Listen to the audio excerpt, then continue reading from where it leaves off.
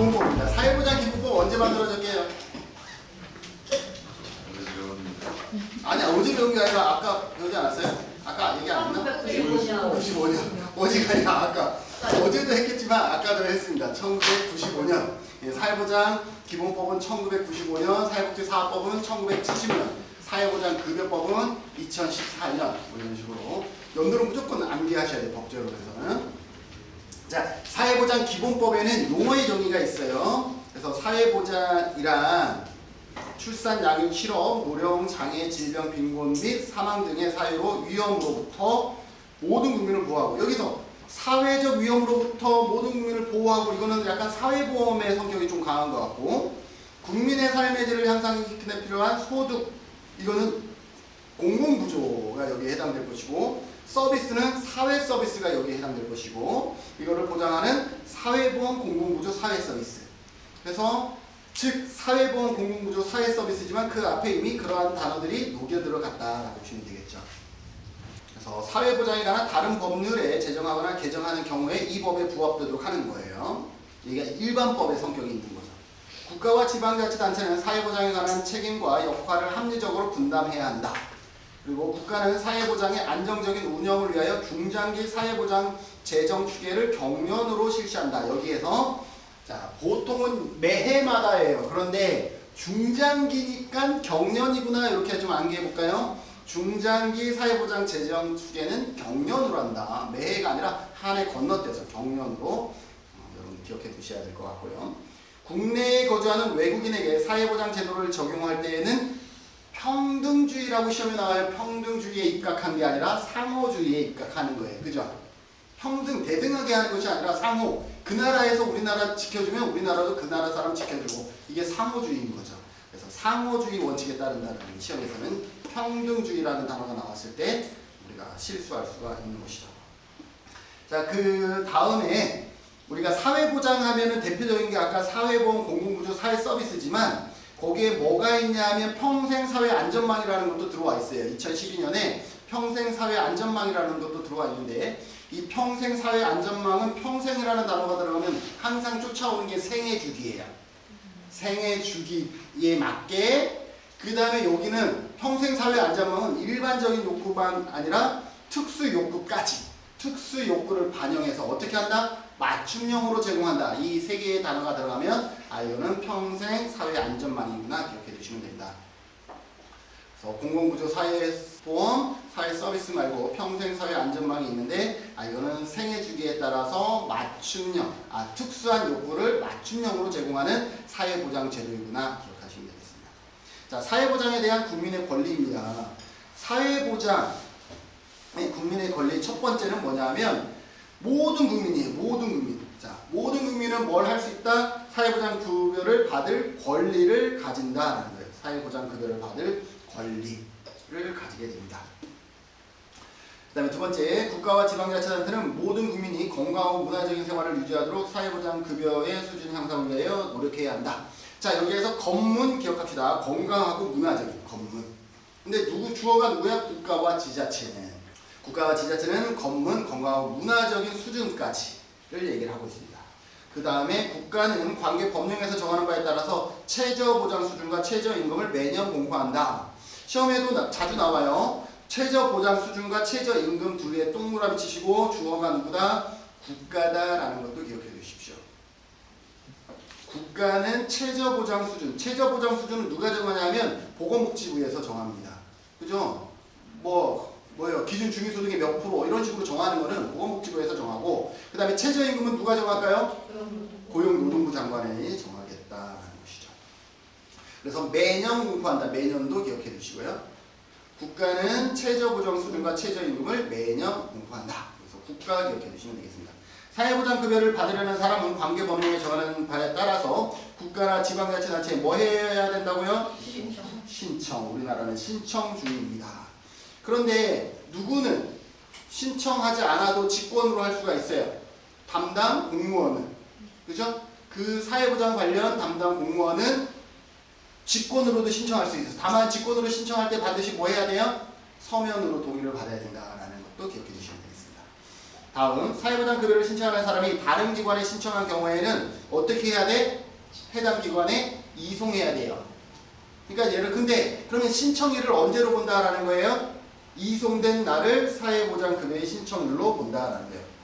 왜냐면 이 사람들은 언제 신청했느냐 이게 되게 중요해요. 왜냐하면 그 신청한 날을 기준으로 해서 처리 기한이 시작되잖아요. 그러니까 신청한 날이 일주일별로 잡아보면 자기가 일할 날이 그만큼 줄어드는 거예요.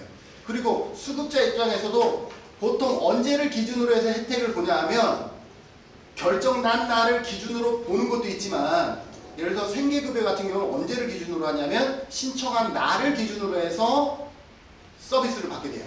그러니까 내가 8월 29일 날 신청했는데 9월 27일 날 결정이 났어 수급자로. 네. 그러면 내 생계급여 언제부터 받을 수 있어요? 8월 20. 8월 달에 신청했기 때문에 그날로부터 내가 대상자가 되는 거예요. 그렇기 때문에 이송된 날을 사회보장급여의 신청일로 본다. 신청일이 그래서 우리가 중요한 것이고요. 사회보장 수급권은 관계 법령에 정하는 바에 따라 다른 사람에게 양도하거나 담보하거나 압류할 수 없다. 시험에는 어떻게 나오냐면 양도하거나 담보로 제공할 수 없으며 압류할 수는 있다. 이렇게 나와요. 없다인데 없다 있다로 하나를 바꿔놓아요. 근데 우리는 일심 전속권이라 그래서 전부 다 없다가 맞는 거 기억하시고요. 그 다음에 사회보장 수급권은 제한되거나 정지될 수 있어요 없어요? 원칙적으로는 없어. 그러나 그 밑에다가 but 사회보장급여 수급권이 제한되거나 정지되는 경우에는 만약 없는데 원칙적으로 없는데 그럼에도 불구하고 제한되거나 정지되는 경우에는 어떻게 한다? 최소한의 범위에서 시험에 나왔죠? 자주 나와요. 최소한의 범위에서 그쳐야 된다라는 거예요. 그 다음에 사회보장 수급권은 정당한 권한이 있는 기관의 서면으로 통지하여 포기할 수 있다 없다? 있다. 그러니까 뭐냐면 나는 생활보호 대상자가 될 거예요. 조건이 됐어. 그래서 너 생활보호 대상자가 된다라고 통보를 받았는데 서면으로 아니요 나 안 하겠어. 할 수 있어요 없어요? 있어. 근데 안 하겠어요 하면 내가 돈 받아요 못 받아요? 못 받아요. 그래 한 2달 정도 뻐겼는데 도저히 안 되겠어. 그러면 어떻게 해요? 취소한 거를 어떻게 포기한 거를 어떻게 할 수 있어? 취소할 수 있다가 그 말이에요. 내가 포기했던 걸 취소한다라는 것은 뭐예요? 받겠다라는 거잖아요. 무슨 말인지 이해돼요? 그래서 그 다음에 사회보장 수급권의 포기, 아까 위에서 포기했던 것은 취소할 수 있다라는 얘기를 하고 있는 것이죠. 사회보장 기본계획과 사회보장위원회. 우리 지역사회복지론에서는 뭐 배웠어요? 지역사회보장 계획을 배웠잖아요. 지역사회보장 계획은 몇 년마다 하죠? 4년마다 하죠. 4년마다 우리가 수립을 하는데 여기는 사회보장 기본계획이에요. 사회보장 기본계획은 몇 년마다 수립한다? 5년이다. 여러분들 법제론에서 앞으로 배우겠지만 기본계획은 대부분이 5년입니다. 그래서 5년 기억합시다. 기본계획 모르면 그냥 5년, 실태조사 모르면 3년 기억하시면 됩니다. 실태조사 모르면 3년. 그래서 누군가가 한 이틀 전인가 3일 전에 이제 유튜브 채널을 보고 교수님 이거 문제풀이 틀렸어요. 아동 실태조사 3년인데 5년으로 설명했어요. 그랬어요. 근데 3년 전에는 아동 실태조사가 5년이었어요. 근데 그것도 이제는 몇 년으로 바꿨어? 3년으로 바뀌었어요. 그러니까 실태조사는 다 3년이라고 보시면 돼요. 건강 쪽만 하나가 5년 남아있는 거 있어요. 그거 빼고는 실태조사는 전부 다 3년이고 기본계획, 종합계획은 전부 다 몇 년? 5년이다. 그거 아닌 것만 여러분들이 기억하셔야 되는데 그거 아닌 거 기억하셔야죠. 그래서 이 교재는 그게 잘 돼 있어요. 맨 뒤로 넘겨보시죠. 맨 뒤로 넘기면 맨 뒷장에 사회복지법에 명시된 날 있죠? 그죠? 요 날 이거 아주 가끔 시험에 나오는데 원래 시험에 나왔었어요. 그래서 이 날 340조 요 날도 한번 여러분들이 좀 봐주셔야 돼요. 그 다음에 앞으로 넘기면 뭐가 있어요? 기본 계획과 실태 조사와 그 다음에 위원회가 있어요. 자, 이 표 보는 거 볼게요. 자, 맨 앞에 세 칸은 위원회예요. 위원회. 그죠? 자, 위원회. 앞에 세 칸은 위원회야. 세 칸에서 줄 쫙 그어봐요. 그러면 이 위원회, 국무총리 여기까지가 하나인 거예요. 자, 사회보장위원회의 위원장은 국무총리 뭐 이런 식인 거죠. 그래서 이렇게 여러분들이 살펴보시면 되겠습니다. 근데 여기에 보시면 뭘 보냐면 정책 들어간 거 한번 봐보세요. 정책. 건강보험정책 보건복지, 그 다음에 아동정책 국무총리, 장애인정책 국무총리, 다문화가족정책 국무총리, 그 다음에 보육은 교육부 차관 이런 식으로 돼 있죠. 그래서 대부분 뭐는 국무총리예요? 정책이 들어간 거는 국무총리예요. 맞죠? 뭐만 빼고 중앙 보육. 이거는 딱 보육에 관한 것만 하는 거기 때문에 국무총리가 그냥 국무총리는 어떤 사람이게요? 각 장관 위에 있는 사람이잖아요. 그러니까 국무총리가 하는 것은 보통은 여러 장관이 같이 논의되어져야 되는 것은 위원장이 국무총리가 되는 거예요. 왜냐하면 그중에 보건복지부 장관이 수장할 거야, 뭐 행안부 장관이 수장할 거야. 아니 국무총리가 수장을 한다는 대표가 된다는 거예요. 그래서 정책이 들어간 거는 이렇게 누구다? 국무총리다라는 걸 기억하시고 그 다음에 옆으로 세 줄까지 쭉 가보면 이거는 뭐예요? 기본계획이 몇 년이다? 5년이다. 기본계획 5년. 지역사회보장 아까 4년이었죠? 어제 배웠던 거. 그 다음에 거기에 3년짜리 하나 있죠? 기초생활. 나머지는 전부 다 몇 년이에요? 네, 기본계획 전부 다 몇 년? 기본계획, 종합계획 전부 다 5년. 그리고 암기 끝났죠? 뭐만 외우면 돼요? 지역사회보장 계획과 기초생활보장 계획만 따로 암기하면 되죠? 나머지는 전부 다 몇 년? 5년. 그 다음에 이제 맨 마지막에 실태조사예요. 맨 마지막 실태조사. 실태조사 전부 다 몇 년이라고 그랬어요? 3년이라고 그랬죠? 뭐만 빼고 정신건강 실태조사만 5년. 이해돼요?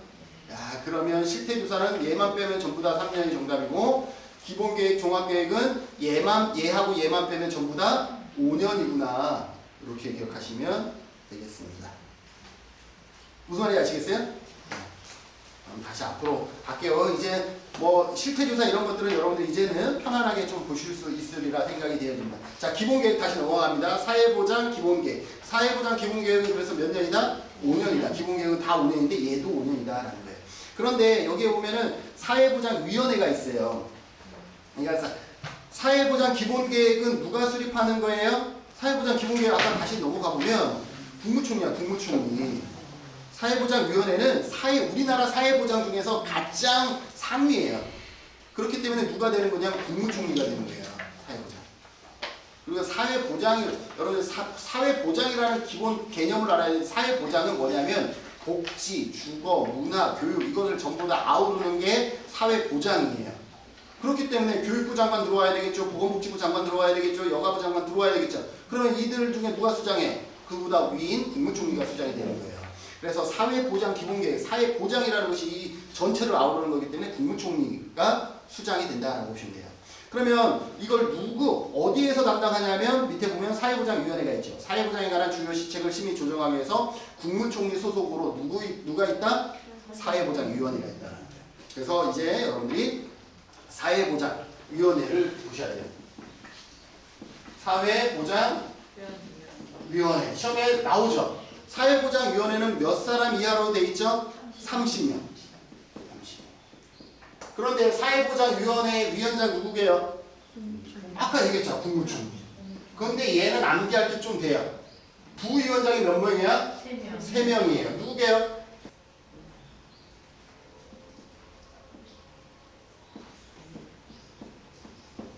교복을 기재하고 노동국으로 여행을 간다. 교복을 기재하고. 그래서 부위원장 3명은 누구냐면 교복을 기재해야 돼요. 네. 교육부 장관, 복지부 장관, 기재부 장관. 이 교복을 기재하는 사람이 누구냐면 부위원장 3명이에요. 그 다음에 노동국으로 여행을 간다는 것은 반드시 4사람이 포함되어져야 돼요. 여기에. 누구냐면 노동부 장관, 국토부 장관, 여가부 장관, 행안부 장관. 무슨 말인지 아시겠어요?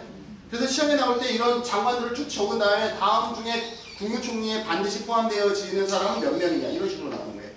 그래서 국무총리는 당연히 들어갈 거고 교복을 기재하니까 교육부, 복지부, 기재부 이거는 부위원장이니까 반드시 들어갈 것이고 또 반드시 들어가야 하는 4개의 장관이 누구냐면 노동국으로 여행을 가야 돼요. 그래서 노동부 장관, 국토부 장관, 여가부 장관, 행안부 장관은 반드시 들어가야 되는 사람. 그래서 이렇게 암기하시면 저는 그렇다는 거죠. 네. 이해되세요? 그러면 이 밑에 있는 얘기가 전부 다 거기에요. 사회보장위원회 위원장 1명, 부위원장 3명이에요. 그 3명과 행정안전부, 고용, 여성가족부, 국토, 교통부 장관은 아까 여러분들은 부위원장으로 얘기했지만 부위원장이 아니라 누구예요? 반드시 들어가야 되는 사람이에요. 이거를 포함한 30명 이내의 위원이에요. 그럼 부위원장은 누구냐? 그 밑에 봤더니 기획재정부 장관, 교육부 장관, 보건복지부 장관이죠. 맞죠? 다음 동그라미에 부위원장 3명이 있잖아요. 그리고 위원회 임기는 몇 년? 2년. 동그라미 칩시다. 사회보장위원회의 위원회 임기는 2년. 최근에 이런 문제들도 나오기 시작하니까요. 다만 공무원은 재임 기간으로 한다. 그래서 사회보장위원회 됐나요? 사회보장위원회 위원은 30명 이내인데 위원장, 국무총리, 부위원장은 교육부 장관, 복지부 장관, 기재부 장관이 부위원장 3명이고 노동부 장관, 국토부 장관, 여가부 장관, 행안부 장관은 반드시 포함되어야 되는 사람으로서 30명 이내가 된다. 임기는 2년이다. 질문 없죠? 그래서 이렇게 암기 하시면 좋겠습니다. 그 다음에 사회보장제도의 운영입니다. 사회보장제도. 운영의 원칙 보면 보편성, 형편성, 민주성, 효율성, 연계성, 전문성 등이 있습니다. 보편성은 모든 국민이고 형평성은 형평이라는 것은 여러분들이 공평이라고 보시면 돼요. 형평성, 공평성. 형평성, 공평성, 그리고 정책에서는 뭐냐 하면 비례예요, 비례.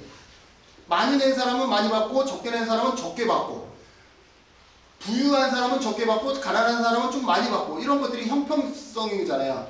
그래서 형평성은 쉽게 얘기하는 거예요. 같은 것은 같게 다른 것은 다르게 주는 게 형평인 거죠. 잘 사는 사람은 적게.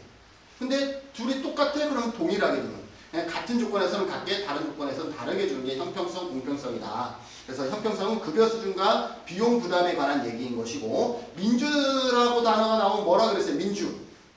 민주하면 참여, 무조건 참여. 참여라는 단어가 들어가면 민주성 기억하라고 그랬잖아요. 그래서 민주성은 정책 결정에 이해관계자들이 참여하는 것. 이거를 민주성이라고 그래요. 그래서 참여라는 단어가 들어가면 민주성. 효율성은 뭔지 아시죠? 네. 최소의 비용으로 최대의 효과를 내기 위한 그런 것이고 연계성과 그 다음에 전문성 등의 원칙이 있다. 그 다음에 게 또 시험에 잘 나와요. 아무것도 아닌데 사회보험은 누구의 책임이다? 국가의 책임. 공공구조와 사회서비스는 누구의 책임이다? 국가와 지자체. 그런데 시험에 이렇게 나와요. 예를 들어서 이런 거죠. 뭐 좀 되게 어렵게 낸다 그러면 국가와 지방자치단체는 뭐 고용보험 기금을 관리해야 된다. 이런 맞아요, 틀려요? 자, 국가와 지자체는 고용보험 기금을 관리해야 된다. 여러분들이 그거는 알든 모르든 틀린 거예요. 고용보험은 누가 한다 그랬어요? 국가만 한다 그랬어요. 그런데 아까 국가와 지자체라 얘기했죠. 이거는 여러분들이 몰라도 답을 찾을 수 있는 거예요. 예를 들어서. 이해되세요? 그러니까 사회보험은 항상 누구만이야? 국가만 해요. 여러분들 읍면 동사무소나 시도에 가서 건강보험 때문에 왔는데요 하면 돼요, 안 돼요? 안 돼요. 그게 지자체인데 거기 가서 사회보험을 얘기하면 안 되는 거예요. 사회보험은 국가에서 법인을 만든 거예요. 공단이라는 걸 만들었어요. 공단에서 일을 처리하지 읍면 동사무소나 시청에서 국민연금 관리 안 하거든요. 그래서 사회보험은 국가만. 그 다음에 공공구조와 사회서비스는 누구? 국가와 지자체. 그러니까 아무것도 아니면 이것만 알아도 이 자체만으로도 시험에 많이 나오고 이거를 응용하면 답을 틀린 답들은 적어도 쉽게 좀 찾을 수가 있다는 거예요. 그래서 별표에서 기억하시고요. 사회보장 제도의 신설 또는 변경 시 협의 조정입니다. 사회보장은 국가에서 만든 것도 있지만 보건복지부 장관이 따로 만들 수도 있고 그 다음에 우리 조례로도 따로 만들 수 있잖아요. 근데 이게 만들었더니 뭐랑 상충돼? 기존의 사회보장과 상충될 수 있잖아요. 그러니까 만들어서 공포하기 전에 어떻게 해야 돼요? 한번 점검을 받아보는 게 낫겠죠. 그래서 중앙행정기관의 장과 지방자치단체의 장은 사회보장 제도를 신설하거나 변경할 경우에 중복이나 누락을 방지하기 위해서 또 변경의 타당성, 기존 제도와의 관계, 사회보장 전달 체계에 미치는 영향, 지역복지 활성에 미치는 영향 등 이런 것에 대하여 대통령령으로 정하는 바에 따라서 누구? 보건복지 장관과 뭐 해야 된다? 협의해야 한다. 이번 시험에 되게 뜬금없이 협의해야 한다가 아니라 합의해야 한다라는 단어로 바꿔서 시험에 나왔어요.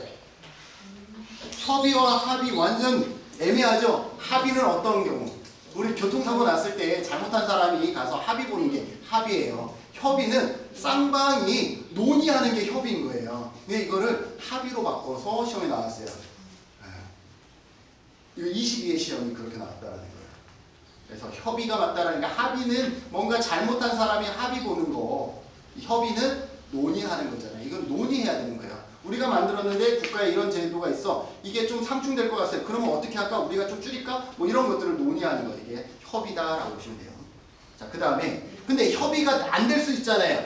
협의했는데 안 돼. 누가? 예를 들어서 우리 도지사가 오영훈 지사가 어디에 보건복지부 장관과 새로운 서비스를 만들었는데 협의를 했어. 그런데 협의가 안 돼. 그러면 어떻게 할까? 그 다음에는 아까 얘기할 사회보장이 있는 우리나라 사회보장이 가장 높은 사회보장위원회로 넘어간다는 거죠. 자, 그래서 봅시다. 중앙행정기관의 장과 지방자치단체의 장은 보건복지부 장관과 협의가 이루어지지 아니한 경우에 사회보장위원회에 뭐를 신청할 수 있다? 아, 조정을 신청할 수 있구나 라는 겁니다. 비용의 부담. 사회보험에 드는 비용은 사용자, 피용자 및 자영업자가 부담하는 것을 원칙으로 하되 관계 법령에 정하는 바에 따라서 국가가 그 비용의 일부를 부담할 수 있다.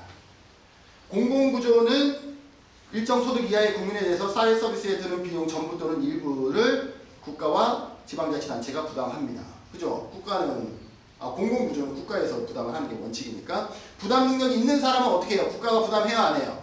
안 되죠. 그건 수익자 부담인 거예요. 그래서 부담 능력이 있는 국민에 대해서는 사회 서비스에 드는 비용을 그 수익자가 부담하는 것을 원칙으로 하되 부담 능력이 없는 경우는 어떻게 해야 되겠어요? 국가나 지자체에서 지원해줘야 되겠죠. 하되 관계 법령에 정하는 바에 따라서 국가와 지방자치단체가 그 비용의 일부를 부담할 수 있다. 그래서 부담 능력이 있는 사람은 수익자 부담을 원칙으로 하고 부담 능력이 없는 경우에는 국가와 지자체가 그것을 부담하는